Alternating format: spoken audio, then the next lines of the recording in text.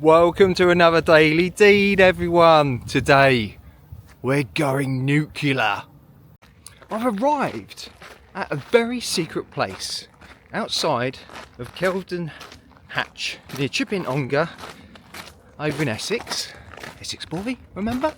And we've got a lot of good local history here, but this place, a bit different. Come along. That mast on the hill there might give you a clue. And also the word nuclear. But what is this forest here?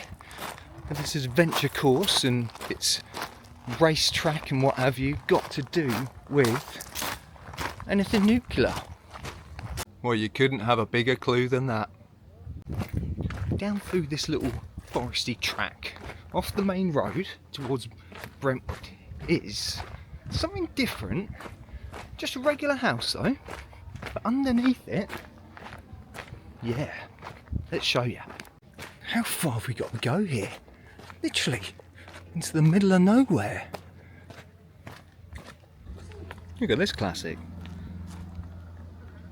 This is a little older than what I'm about to show you, but that is nice. Another clue, a Cold War relic. Behind me here, centre of your screen, very regular house, right? A bungalow maybe. This is a nuclear bunker. Buried deep under this hill, behind this house, lies probably one of the best examples of Cold War history here in Great Britain. Down here in England, Kelvedon Hatch nuclear bunker. Come with me. This bunker is privately owned and receives no government assistance. Well, once it did. £15 for adults, 13 for children, 38 for your family with 2 adults and up to 2 kids. And today, state of security is special. Technically, I think we're white alert. Situation is stable. We're not at war. Black, security is not guaranteed. Special, terrorist threat exists apparently. Let's not get to red. Here we go, through the regular front door of this apparent bungalow. Not quite. Here we can pick up a wand. Here, the owner of all the land and consequently owner of the bunker, and guide us through our tour.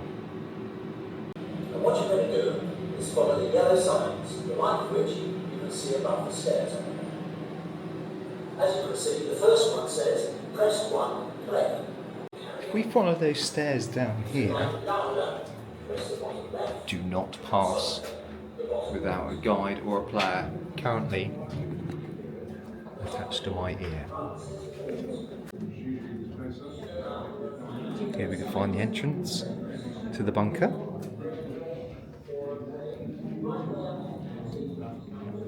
Very long, probably 100-metre long tunnel carved into the local hillside.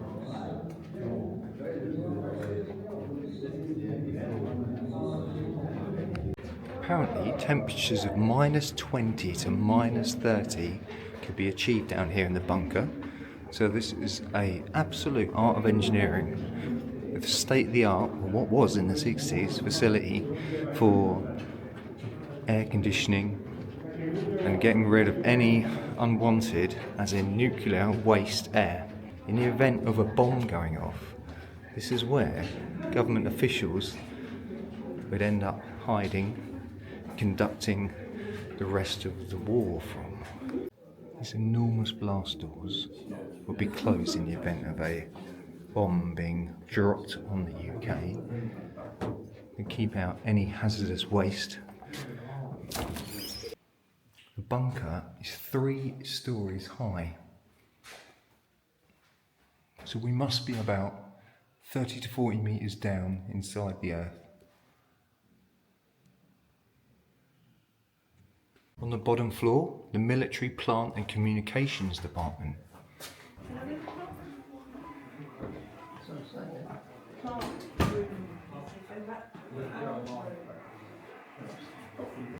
The BBC radio room. In the event of a nuclear bomb being dropped, and everyone of government officials and what have you having to evacuate down here, we would be in contact with the public or whoever might still be alive via communications like this and radios, and she'd probably be down here. Margaret Thatcher. Typical example of the type of telephone communication systems they have here, switchboards.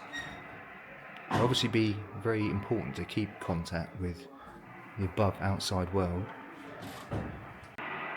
The enormity of the communication technology down here is incredible. The telecom room used to contain over 2,500 telephone lines coming into the bunker. It's a lot of phone calls at one time.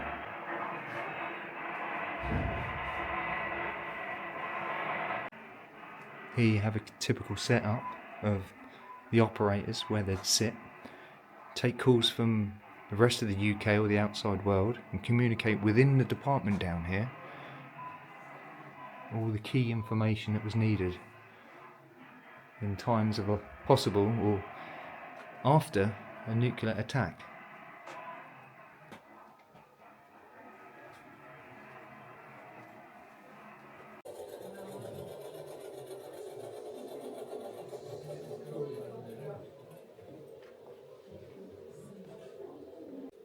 All these teleprompters, word processing units of the 60s, more advanced than the typewriter. The age of the equipment.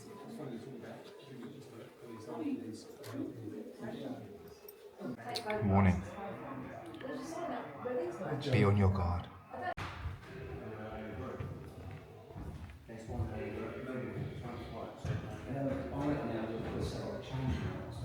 It's a good example of a typical Perspex war map where you could plot and locate and talk to other personnel where radiated air might be polluting that area, so they could move and bus and ship people out of certain areas and move them on to others that were hopefully all okay.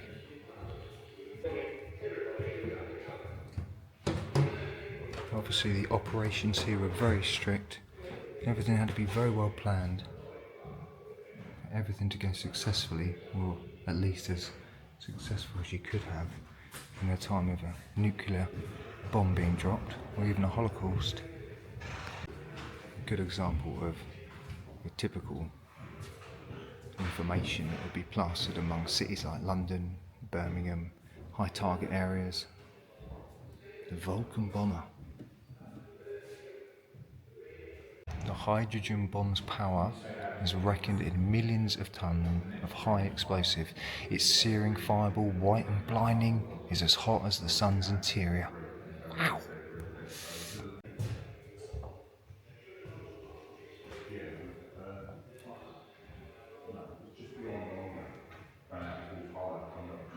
Here we have the Audrey, the atomic weapon detection, recognition and estimation of yield. Original maps that were used, charts, the newer ones, OS, type we see today. Obviously far less planning and detail in the 60s. So the bunker has 10-foot concrete between the layers, between the soil, and surrounding that concrete is a Faraday cage which is built to protect and stop from electromagnetic pulses, something that would cripple any computer equipment down inside the bunker.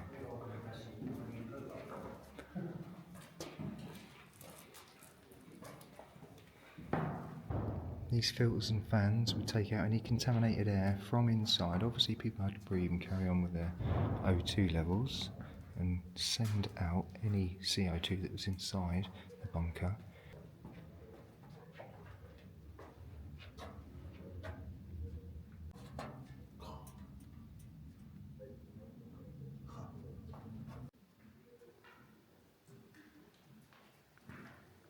as a kid, it absolutely fascinates me, places like this, and it still does as an adult, because just to be underground so far in something that you can live in. I mean, you dig a hole at the beach, right? You get excited. But this, another level.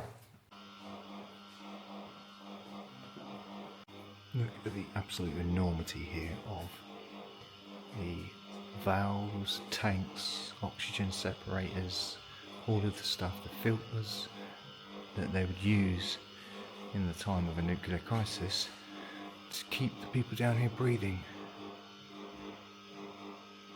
I think these diagrams are original diagrams of rough sketches of what they needed, what type of ducting and ventilation they needed down here in the bunker. It's amazing that such basically childish drawings ended up being part of this enormous structure, and it's amazing planning and how they built it.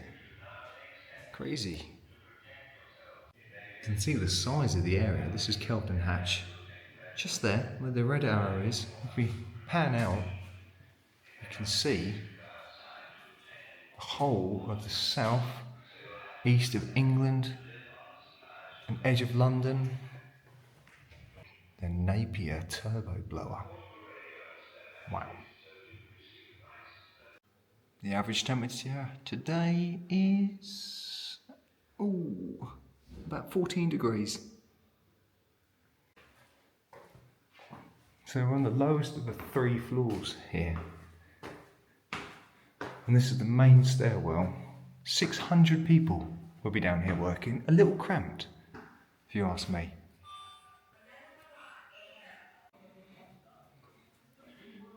Maybe 20 or 30 of those people, well, 600 that work down here, would be in a room like this. It's quite haunting, really. It's quite creepy. Quite how dark, damp, cold it is down here. Speaking of creepy.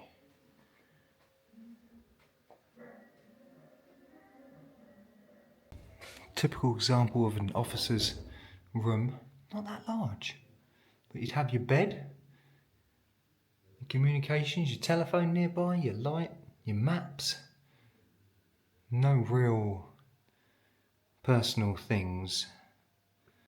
And with slightly more room, slightly more space, and hiding in the corner over there, Margaret Thatcher. Prime Minister's private accommodation. Take all the car batteries out of their car and they were running it on the car battery rather than the cars for the first 5-6 days because they couldn't read all the little screens that it has. They have started a new race for a more deadly weapon. Military appeal of the United Nations and a loyal peace-loving peoples. They have advanced no solid justification. Nuclear residue detector and test kit. You wouldn't really want to get that close to nuclear material, would you? To have to use that.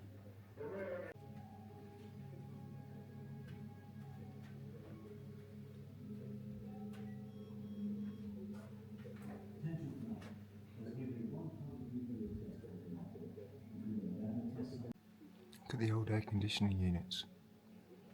Probably the most important thing down here. The black circle here shows the extent of the damaged area. Up to 5 miles would be totally devastated, and up to 10 miles would receive damage from the blast. And that's before any of the fallout from the radiation carried in both the atmosphere and particles that were spread by wind and dust.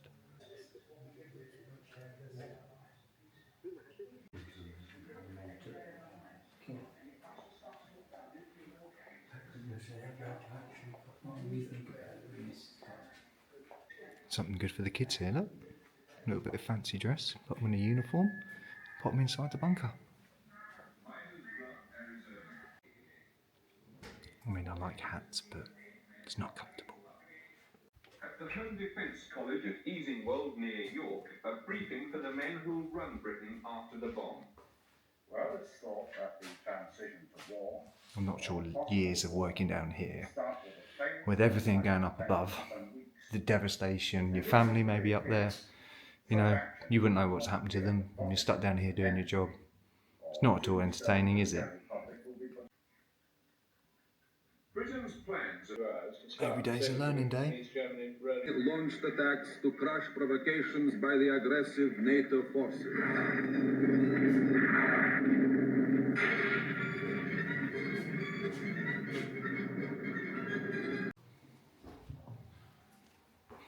We're going up to the 3rd floor. What awaits?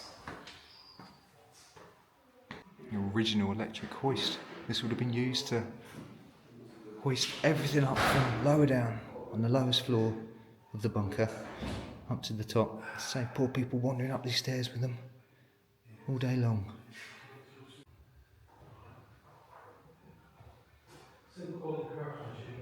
310 is the sick bay.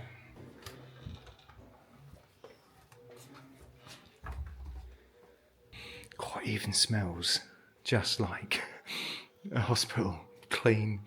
I think it's TCP. Okay, this guy's not doing so good.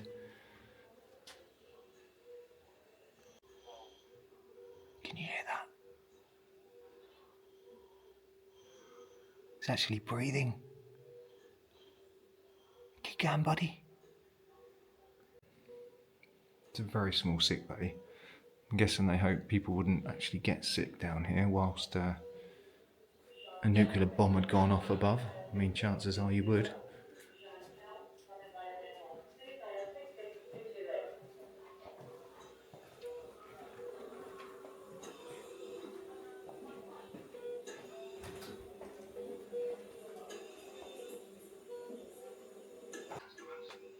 We're in the living accommodation now. And generally, a working Joe would stay. You wouldn't get much peace and quiet. Probably room for 40, 50 people in here. In the hole in the ground. Speaking of the hole in the ground, this is a film used for the public to reassure everyone that we'd be okay.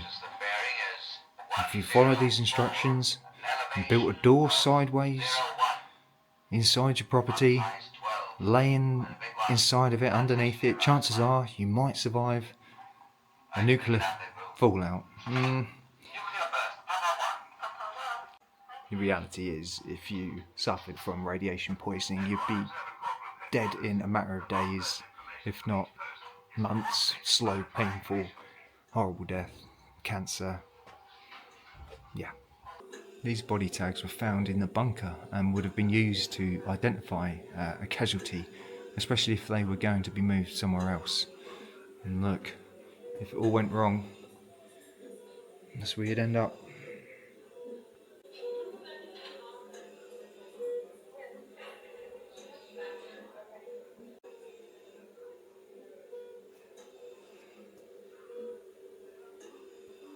It looks like a toaster.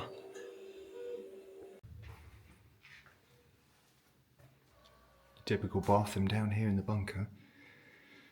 Not much privacy. Just a shower, 3 toilets, 4 sinks. So in the event of a blast, and you were stuck down here, they had 24,000 gallons of water ready to use. But once that had been used, they would have to stop using toilets and showers and use the chemical toilets instead. And your chemical toilet, it's not a pretty sight.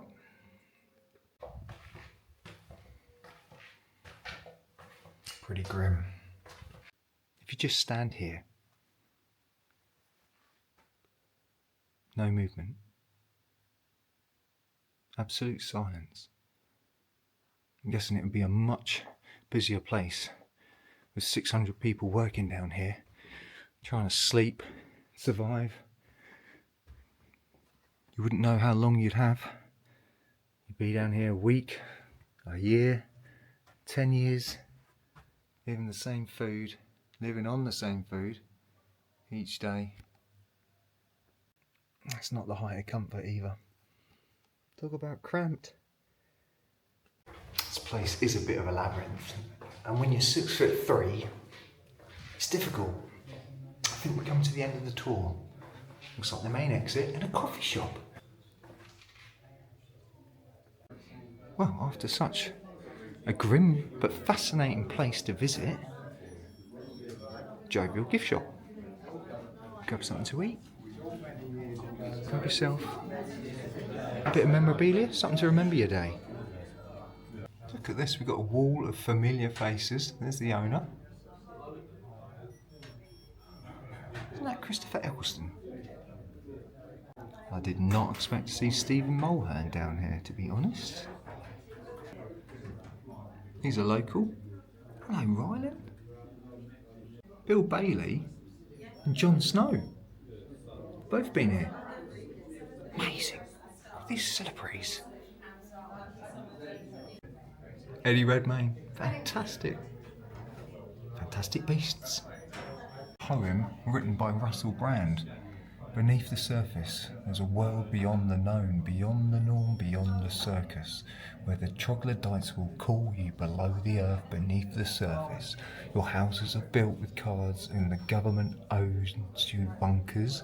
Every few years they offer golden tickets, chocolate ballots, Willy Wonka. One long fellow looking for love, wanting to control the heavens above, yearning for his own bubble of reality, yet lost for words to describe his stuff. They've even had the Blue Peter lot here.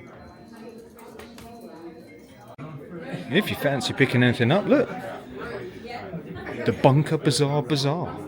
The Bazaar Bazaar.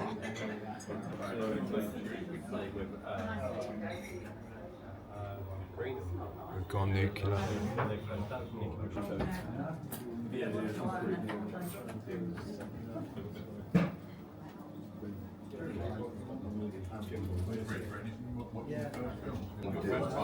Can't see a mug, look. What have we got here? Buttons. Look at this, they've even got I can talk louder now, by the way, now I'm out. They've even got a collection of free donated books. A lot of them are themed to the war. In here, I think Robin might like that. I used to love this. Thomas the Tank Engine. It was narrated by Ringo Starr, the drummer from the Beatles. I used to have so many of these. Well, I might have to take one home. Look at that. Hardback as well. Oh, we've upped the game. We've upped the game. You'll probably never read it, but hey, going to a good cause. Sounds like we're about to get bombed. Look at this. Another classic. Who's that, this? Oh, blimey. Something going on out there. Maybe we should stay down there. Safer. Effed up beyond all recognition. Not that place. Yeah. Well, if you got a bomb dropped on you, yeah, that pretty much is that situation. But anyway, that has been pretty amazing. Let's find the way out. I think we're going down more. Oh no, we've got sunlight. We can get out this way. And we're out. Amazing. I mean, I love places like that. They really are very immersive. And just a last little nod to history on the outside of the museum here. Look at that. That's an Anderson shelter. I showed one in my last video. You'd build one of these at the bottom of your garden in the Second World War. You'd run in when the air raid siren was going off and just stay here until the all clear was given. Maybe do some knitting, grab the wireless, or just sit and wait. But this is a demonstration of a Second World War bomb shelter. And God forbid we ever get a Third World War, we're going to need a place like that. Oh, it had to be a little quiet inside, obviously. Other people visiting, and very atmospheric place. Wouldn't want to break any of that atmosphere. But I do like coming here. This is my third trip, I think. I've taken my son twice. Debbie as well, she came once. And Debbie in museums is, yeah, definitely a different kettle of fish. But I think she liked it. We'll find out. I definitely liked it. Look, I've come away with some reading material. And when you exit, you seem to exit a different way to which you entered. There's the back of the bungalow. It's actually got a bit of grass down there. Hose pipe. Maybe someone lives in it. You're also routed up towards the pinnacle, the top, the tower, the comms. If you're in Essex and you fancy, well, it's probably much an hour from anywhere around here. If you fancy a a dive down to Kelvedon Hatch. Thoroughly recommended. I keep coming back. I'm pretty cool. I like good things. Ah, alas, this one didn't make it. Maybe an old-fashioned Cold War shoe. I think it's an Adidas though. Probably doesn't count. Anyway guys, don't sit there watching videos. Oh, I mean, do watch this video, thank you. Like and subscribe, definitely. But don't leave it there. Get out. Get on a holiday. Get in your car. Get on your bike. Run, walk. I don't know. However you can make it. Get to a place like this. Experience it. It's well worth it. £15 that was. Fantastic. There's some bombs.